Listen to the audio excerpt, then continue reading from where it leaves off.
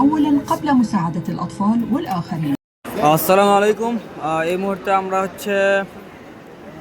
ইজিপ্টে চলে আসলাম। ইজিপ্টের ইমিগ্রেশন শেষ করে আমাদের লাগেজের জন্য আমাদের লাগেজ আসে নাই।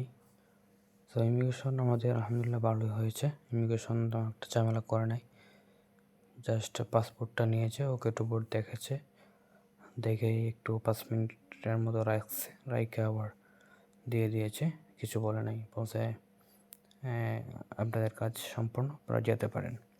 তো তারপরে আমরা চলে আসলাম। আমরা চলে আসার পরে এখানে লাগেজগুলো আসলে পাই নাই।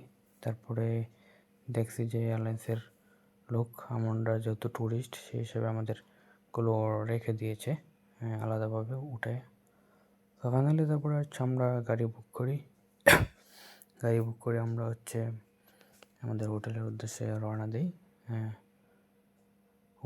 উবার থেকে গাড়ি বুক করে আমরা হোটেলের উদ্দেশ্যে রওনা দিই। দেখতে পাচ্ছেন গাড়ি।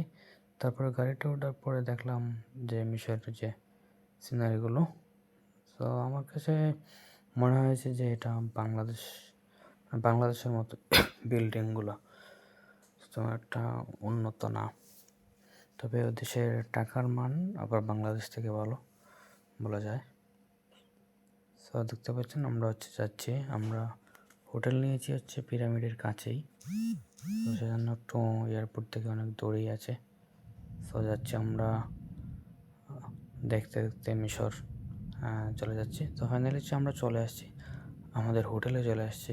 এই আমাদের হোটেল, দেখতে পাচ্ছেন হোটেলটা মোটামুটি আলহামদুলিল্লাহ ভালোই আছে, এবং হোটেলের পাশেই পিরামিড। আমরা মানে সকালে যখন ব্রেকফাস্ট করব, সকালে নাস্তা করব যখন, তখন আমরা পিরামিড দেখতে পাবো আর কি, আমাদের ইয়া থেকে দেখা যাবে।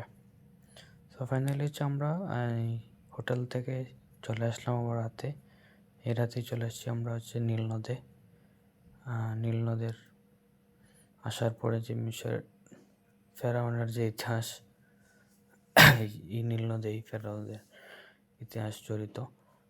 সো দেখতে পাচ্ছেন এটা সেই নীল নদ, যে এখানে ফেরাউনকে ডুবাই মারা হয়েছিল।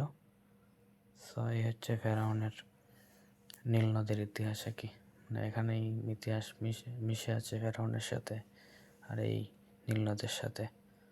তো দেখতে পাচ্ছেন এটা করলাম আলহামদুলিল্লাহ। এটা প্রথম দিনের ব্লগ।